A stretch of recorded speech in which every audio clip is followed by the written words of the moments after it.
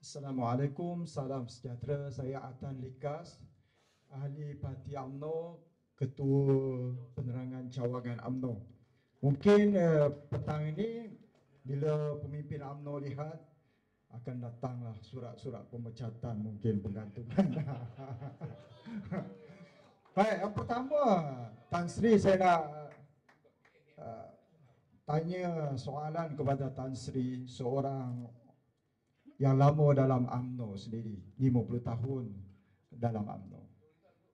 Apabila UMNO memecat Tan Sri dan rakan-rakan lain, kami di Akar Umbi melihat bahawa inilah satu keadaan yang telah menyebabkan UMNO runtuh dan hampir nak berkubur dalam PRU yang ke-15 baru-baru ini.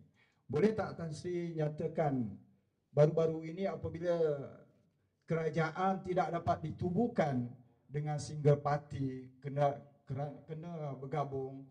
Baru-baru ini Tan Sri ada nyatakan dalam satu wawancara ataupun satu acara di Sinar Harian, mungkin Tan Sri boleh nyatakan kembali. Yang kedua, soalan kedua, dikatakan hari ini pemimpin-pemimpin UMNO tidak boleh mengeluarkan kenyataan-kenyataan mereka berbeza, tidak boleh mengkritik gabungan dalam parti ataupun kerajaan perpaduan. Sehingga orang-orang UMNO macam Atan sendiri pun diberikan tekanan intimidasi di media-media dan sebagainya. Kononnya kita ni bila bercakap merosakkan UMNO. Sebenarnya yang merosakkan UMNO itu adalah pemimpin di atas yang saya nyatakan, Zahid Hamidin dan geng-geng mereka. Sehingga rakyat pada hari ini menolak dan UMNO ini menjadi pilihan ketiga kepada rakyat. Dan saya khawatir, kita sebagai ahli UMNO, saya khawatir UMNO ini akan mendapat nasib seperti Parti Golkar di Indonesia dan LDP di Jepun sana, akan ditolak dan hilang dalam peta. Dan kalau begini keadaan, tidak mustahil mungkin saya pun akan beralih arah selepas ini. Assalamualaikum warahmatullahi wabarakatuh. Okay, saya cuba jawab ringkas saja ya, singkas saja. Pertama sekali, kalau kita perhatikan dalam pilihan raya 2013, UMNO BN mempunyai popular vote berjumlah lebih pada 5 juta daripada 13 juta pengundi. Datang pilihan raya yang ke-14, waktu pengundi bertambah daripada 13 juta menjadi 15 juta, meningkat 2 juta jumlah pengundi, tetapi undi popular UMNO hilang 1 juta, tinggal 4 juta. Datang pilihan raya 15, jumlah pengundi bertambah 7 juta, daripada 15 juta kepada lebih daripada 21 juta. Sepatutnya UMNO secara proportionate dapat 7 juta, tapi UMNO hanya dapat 3 juta lebih. Bermakna dalam 2 pilihan raya sahaja, 2 juta pengundi telah meninggalkan UMNO. Dalam keadaan 9 juta pengundi bertambah, UMNO, orang lari daripada UMNO sebanyak 2 juta. Sepatutnya pemimpin ambil iktibar kenapa rakyat meninggalkan kita. Sipil politik tidak perlukan pada rocket science. Kalau kita buat benda rakyat tak suka, memang rakyat akan tinggal kita, dia peduli apa? Rakyat nak kerajaan yang baik. Dan kita, adakah payah nak tahu apa benda yang rakyat tak suka? Rakyat tak suka pada kesombongan, jangan buat. Rakyat tak suka pada janji palsu, jangan buat. Rakyat tak suka pada kerja menyakau, jangan buat. Orang nak tuduh tak apalah. Biasa kita orang politik kena tuduh. Saya berapa kali kena tuduh. Sampai jual menara Kuala Lumpur orang tuduh. Tak ada hal lah. Ya. Sampai saya duduk di Mekah ambil gambar keluar menara Mekah kat belakang tu. Dia kata Anwar Musa ni kalau dia boleh jual menara Mekah tu dia jual lagi. Itu lazimlah kita orang politik. Tapi jangan buat kerja menyakau ni. Jangan buat kerja rasuah ni. Tahu dah rakyat tak suka. Kemudian kalau kita pula sama sendiri, tak dilihat dapat mengurus tadbir sama sendiri. Orang muda duk perhati ni. Kalau sama sendiri pun tak benar bercakap, kerana ada orang yang style dia macam style KJ. Yang jadi suka bercakap berterus terang. Ini pula ada style Nohoma. Ini ada style Hishamuddin. Ini ada style Syahidan Kasim. Ini pula ada style Anwar Musa. Kerana tak bercakap, menyokong dan menjilat, maka kita tenang buang. Maka orang muda kata, di mana tempat kami? Kalau orang yang macam ini pun tak dihargai, boleh dibuang, nak buang pun tak apa, ikutlah proses, buang dengan, jadi campur semua ini, lagi ramai orang lari. Lepas tu yang duduk ada sikit 3 juta di belakang tu sokong kita, kerana kita pertahankan ideologi politik UMNO yang menolak ideologi sosialis liberal DAP. Siang malam kita bersyarah, orang sokong kita kerana tolak DAP. Bila kita menang, kita pergi pula cium bontot DAP. Lagilah orang lari. Akhirnya jadilah meniaga puluh kasab, modal habis, untung besar. Orang tak lupa, bila kita bercakap, orang politik tak lupa. Kalau tuan pergi memancing, jangan lupa membawa umpan. Ingat tak betul tu? Baru lagi tak sampai setahun lebih. Kalau tuan hendak memancing, jangan lupa membawa umpan. Kalau tak mahu kena kencing, jangan pangkah Pakatan Harapan. Ya? Tak ada 3 bulan, kena berbantu semula pula. Kalau tuan pergi memancing, jangan lupa membawa umpan. Sudahlah kamu kena kencing, najis DAP pun kamu nak makan.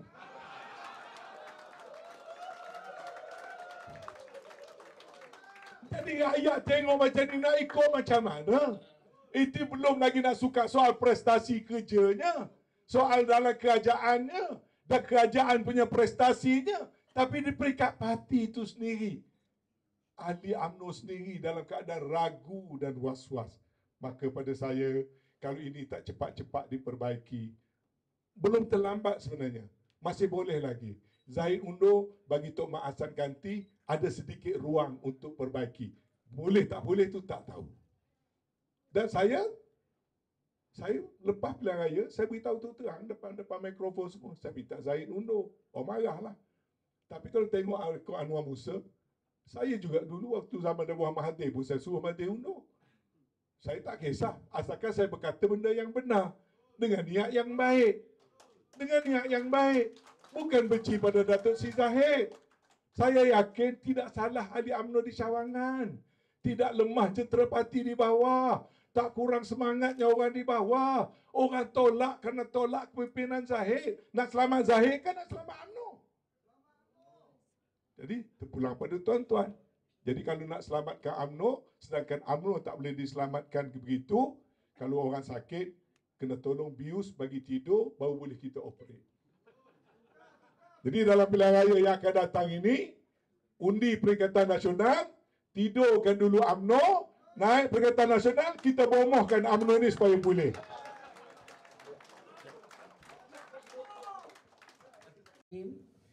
Buat tif-tif kehormat, buat wadih kehormat, sidang hadirin yang saya hormati sekalian, Assalamualaikum warahmatullahi taala wabarakatuh. Saya Azniza Abdul Wahab. Alhamdulillah setelah diterima sebagai ahli muafakat nasional pada awal tahun ini. Terima kasih pada yang berbahagia Tan Sri Presiden Muafakat Nasional, Tan Sri Anwar Musa.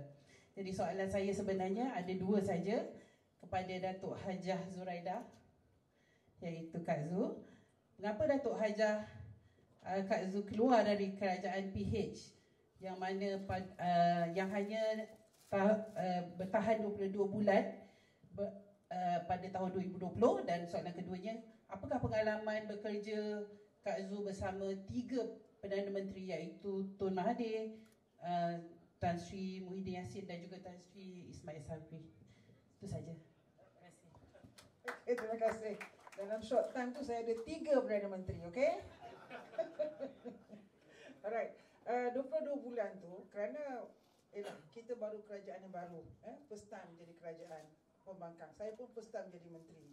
Semua masih nak belajar, nak belajar sistem kerajaan, nak belajar apa situasi dan sebagainya. Tapi kita ni dikacau oleh Anwar Ibrahim. Tiap-tiap hari sibuk jadi Perdana Menteri. Tiap-tiap hari sibuk jadi Perdana Menteri. Kita tengah nak bekerja keras ni, nak mengukuhkan kerajaan dan sebagainya, dia mengganggu kita punya konsentrasi dan fokus kita. Yang keduanya adalah tidak kesepahaman apabila dalam parti itu sendiri DAP satu parti yang sangat dominasi, membawa isu-isu yang sangat racial, dan kadang-kadang ada keputusan yang kita buat dia kata dia tak setuju, everybody tak setuju. Mana kita dalam kabinet tu semua orang mesti setuju unanimous dalam keputusan kerajaan. Jadi bila keluar dia cakap benda lain. Okay? So jadi, dan ini dah saya for the first time, saya memang seorang yang lebih progresif, boleh terima dengan mati kaum. Tapi bila saya duduk dalam kabinet ketika itu, dalam hati saya apa tahu Tan Sri? Padahal si UMNO dibenci DAP. Itu saya kata, because saya padahal benci dengan DAP. Walau aku tahu ni macam ini. Okay, so jadi dengan keadaan itu, dan lepas tu banyak isu-isu yang saya rasa sangat resis yang dibawa oleh DAP, sangat dominan dari situ, dan Lim Guan Eng. Lim Guan Eng waktu saya jadi menteri, ketika PKT, kampung Cina dibawa for the first time, dia meletakkan pengurusan kampung Cina di bawah kementerian saya. Lim Guan Eng jumpa saya, mintalah balik, taruh dekat kewangan, bawah kewangan, dia kata. Kerana dia nak kontrol orang Cina, dia kata orang Cina biar saya kontrol. Saya kata parti saya pada orang Cina, saya kata. Keadaan orang Cina, jadi biar saya buat, saya kata. Itu. Ini perkara-perkara yang sangat resis dia buat. Dan lepas itu, seperti apa Tan Sri sebut tadi, 9 pilihan raya kalah. Parti kerajaan mana kalah dalam pilihan raya kecil? 9 kali kalah. Dan kita bawa kepada isu kata, we have lost our power base. Power base tak ada lagi. China tak suka kita, Melayu tak suka kita, India tak suka kita, semua tak suka kita. Kita kalah. Padahal pada 2018 tu undi kan, kita menang kan, kena tu perubahan kerajaan. Pilihan raya kecil semua kalah. Apa yang menunjukkan bahawa kita tidak ada kestabilan dan bahawa kita sudah tak ada power, tak ada power base. Jadi bagaimana kita nak move forward? Okay? Jadi, dan kita lihat juga kerasahan Tun Mahathir dalam menguruskan kerajaan ketika itu. Dan beliau amat saya rasa dia kekok lah, because dulu dia BN, satu parti, dia mudah mungkin untuk memberi arahan, dan dia presiden parti dan sebagainya. Tapi kali ini memang susah. Ada ketika dalam kabinet meeting itu juga, ada menteri-menteri dari DAP yang melawan apa yang Perdana Menteri cadangkan dan sebagainya. Bukan sekali, 2 kali, 3 kali, 4 kali dalam mesyuarat kabinet yang berturut-turut tu, minggu tu, membuat menentang keputusan-keputusan yang dibuat oleh kerajaan. Sampai satu ketika itu Tun kata, kau tak payah jawab lah, aku dah tahu apa jawapan kau, tak payah jawab. Situ sampai tahap dia. So jadi kita pun Tun memikirkan bagaimana dia nak control the government. So jadi Tun kata mungkin ada satu formula yang boleh bantu. So minta mandat yang lebih. Bila minta mandat yang lebih, ketika itu kita cari lagi dengan UMNO juga kita approach dan sebagainya untuk menambahkan sokongan pada Tun agar Tun boleh buat rombakan, Tun boleh buat penukaran sedikit dan reducekan number kepada parti-parti yang tertentu. Jadi ketika itu Tun pergi jumpa dengan Agong, kan? Pergi Agong, dia kata dia nak resign. So Agong patutnya Agong beritahu pada Tun, kata you ada bigger mandate now, you dah have 130 lebih, something like that. So jadi tak payah resign, tapi Tun juga nak resign. So bila Tun nak resign, semua datang jumpa Tun. Guan Eng jumpa Tun, jangan resign Tun. Padahal dia dalam mesyuarat itu bergaduh, kita sebelum satu malam tu bergaduh pasal kita kata kenapa nak sibuk cakap minta nak jadi Anwar PM. DAP dan Amanah sokong suruh Anwar jadi PM sebelum masa 2 tahun. Belum masa 2 tahun, kita janji 2 tahun kan? Tak sampai 2 tahun. Minta jadi PM. Jadi ketika itu, lepas itu mereka jumpa dengan Tun. Tun jangan resign Tun. So Tun nak sokong Tun. Anwar jumpa, Tun jumpa, lepas tu Mak Sabu jumpa. Ada parti-parti, ketua parti. Dan what happened lepas itu adalah Tun buat announcement, saya akan membuat unity government. Ingat tak? Tun kata unity government, dan saya akan melantik menteri-menteri tidak berdasarkan jawatan parti, kita nak lantik yang the best. Itu satu langkah yang baik, saya suka yang itu. Tapi malangnya apabila Tun membuat announcement yang itu, mereka yang berjanji untuk memberikan undi kepada Tun pada kali round pertama mengundi, tidak mengundi Tun. Siapa yang tak mengundi Tun? PH yang tak undi Tun. PH supposed to undi Tun tapi dia undi Anwar. Maka Tun dapat 65 undi saja. Lepas tu Agong kata buat apa intermediate PM sementara ya, apa dia call it? Interim Prime Minister. Itu cerita dia. Yang khianat ketika itu adalah PH, bukan kita orang yang kata pengkhianat ni keadilan yang 10 orang je kata kita pengkhianat, bukan kita. Kita semua undi Tun. Sabah pun Sarawak pun semua undi Tun, tapi cuma dapat 65. Kerana PH mengundi Anwar 94 undi. Dan lepas itu, ketika itu juga Tun kata tak apalah, since tidak mahu dengan saya kasih laluan pada Muhyiddin. Bila kasih laluan pada Muhyiddin, saya dan tim-tim kita terus terfokus untuk mengangkat Muhyiddin jadi Prime Minister. Dan bila mengundi, malangnya ketika itu ada sedikit masalah sedikit bila Tun pada malam nak mengundi besok mengundi, dia pergi join ke PH. Tapi kita tidak boleh ubah kita punya SD, kita dah masuk SD kita, jadi kita teruskan dengan Muhyiddin. Itu cerita dia sebenarnya. Itu cerita sebenarnya. Jadi DAP memang tidak boleh work as a team. Memang tak boleh work as a team. Dia agenda. Kita orang ni baru ni jadi menteri, kita banyak perkara pun tak tahu.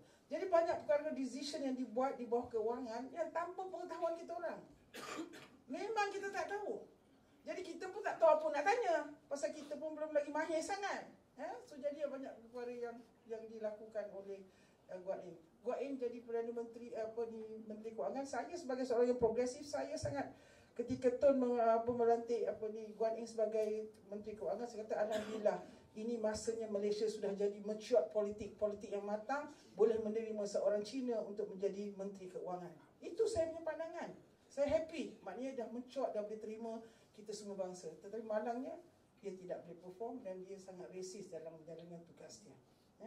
So itu. Jadi sebab itu saya pun ikut pasal tim keadilan tu sudah split, yang satu pergi undi Anwar, kita orang undi Tun, undi Muhyiddin, dan kita ikutlah Muhyiddin. Itu cerita kita orang. Ini cerita yang betul dan kita alami ketika itu. Dan pengalaman saya lihat kerajaan ini, tiga-tiga kerajaan yang saya ada itu, saya mengalami semua cacah marba. Memang satu PH sudah cacah marba, waktu Muhyiddin pun kita dah ada UMNO kat situ. Jadi saya rasa saya pribadi, dari pemikiran saya ni ada agak berbeza dengan yang saya rasa yang dah biasa berpolitik lama. Saya first time politik seperti keadilan 24 years and I only know keadilan. I don't know orang UMNO, saya tak tahu orang parti-parti lain. So therefore saya punya decision, I just concentrate in my ministry, buat kerja elok-elok, fokus buat kerja untuk rakyat. So bila saya jadi menteri, saya pastikan bahawa saya I'm the first one, menteri pertama yang turun ke negeri Kelantan, negeri pembangkang. Kerana nak menunjukkan bahawa kita nak bawa politik matang. Politik bukan kalau UMNO BN menang, dia anak tirikan PH kerajaan. PH menang, anak tirikan BN kerajaan. Bagaimana rakyat nak maju? Rakyat nak menjadi mangsa. Sebab itu saya mengambil pendekatan bahawa kita tidak boleh buat sebagai menteri, sebagai kerajaan, kita tidak boleh ada diskriminasi kepada semua rakyat kita kena tolong mereka. Saya turun ke Kelantan, saya turun ke Terengganu, and Kelantan kata, you are the first minister and datang untuk turunkan peruntukan dari PKT. Itu yang saya laksanakan. Saya jumpa dengan PBT, itu yang saya sebut. Kita tidak boleh menganaktirikan. Negara ini tidak akan maju, rakyat dari dimangsa. Rakyat tidak akan maju. Jadi saya amat berharap negara ini akan satu ketika menjadi satu negara yang matang. Dapat menjadi kerajaan, kita tidak kira apa parti, kita tolong rakyat. Itu baru betul. Bukan kita pilih tolong orang parti kita saja, kita tolong itu. Barulah negara ini baru maju. Itu yang saya amat-amat harapkan. So, saya harap MN ini yang bawa muafakat nasional dan kefahaman ini, kita akan dapat bawa semua rakyat Malaysia. Malaysia ni dah hartanya banyak, kaya, tapi kita tidak dapat gunakannya dengan baik. 30 tahun kita ketinggalan. 30 tahun, sekarang duit Singapura dah RM3.5, RM3.50. Dulu kita RM1 orang Malaysia sama RM1 Singapura. Orang Malaysia pergi shopping kat Singapura, beli limau, beli apa, lychee dulu, betul? Sekarang apa dah terjadi? So kita dapat harap kita boleh bawa lah perubahan dalam pilihan raya yang akan datang ini. 4 years, 4 tahun ini lagi kita work together, insyaAllah. Yeah, alright.